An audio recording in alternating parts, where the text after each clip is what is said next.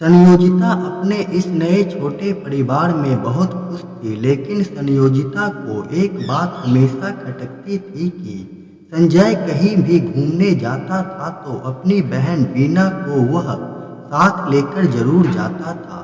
फिर भी संयोजिता इस ओर ज़्यादा ध्यान नहीं दे रही थी, क्योंकि उसका पति संजय संयोजिता को पलकों पर बिठाकर रखता था। लेकिन कुछ दिनों से संयोजिता यह महसूस कर रही थी कि उसका पति संजय और उसकी ननद वीना दोनों घर से गायब ही हो जाते और करीब 1 घंटे बाद ही दोनों घर आते।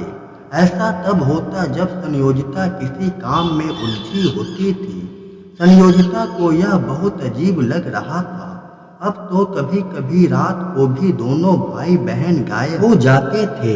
एक दिन की बात है, संयोजिता ने देखा उसकी ननद उल्टियां कर रही थी। अब संयोजिता का माथा ठनका था। एक रात जब संयोजिता का पति संजय बिस्तर पर नहीं था तो वह दबे पांव घर के पिछवाड़े बने झोपड़ी नुमा कमरे की तरफ जाती है और कुछ आवाजें सुनकर ठिठक जाती है। जब वह कमरे के अंदर झांक कर देखती है तो वीना कह रही थी कि और कितने दिनों तक हम यहाँ पर रहेंगे। देखो, मैं प्रेग्नेंट हूँ। अब कुछ दिनों के लिए अपना यह काम बंद कर दो और हम दूसरे शहर जाकर आराम से रहेंगे।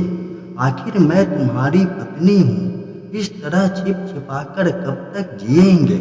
संजय ने कहा, तुम चिंता मत करो, 2 दिन बाद हम यहाँ से निकल जाएंगे और बेचारी संयोजिता जिंदगी भर हमें ढूंढती रहेगी।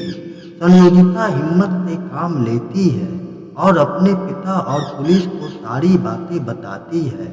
पुलिस संजय और वीना को गिरफ्तार कर जब सच्चाई पता लगाती है तो पुलिस के भी होश काबू उड़ जाते हैं। असल में संजय और वीना भाई बहन बनकर लोगों को ठगने का काम करते थे। अलग अलग शहरों में कई ऐसे ही लड़कियों को धोखा दिया था। दोस्तों, इस कहानी से हमें यह सीख मिलती है कि कभी भी किसी से रिश्ता जोड़ने में जल्दबाजी नहीं करना चाहिए।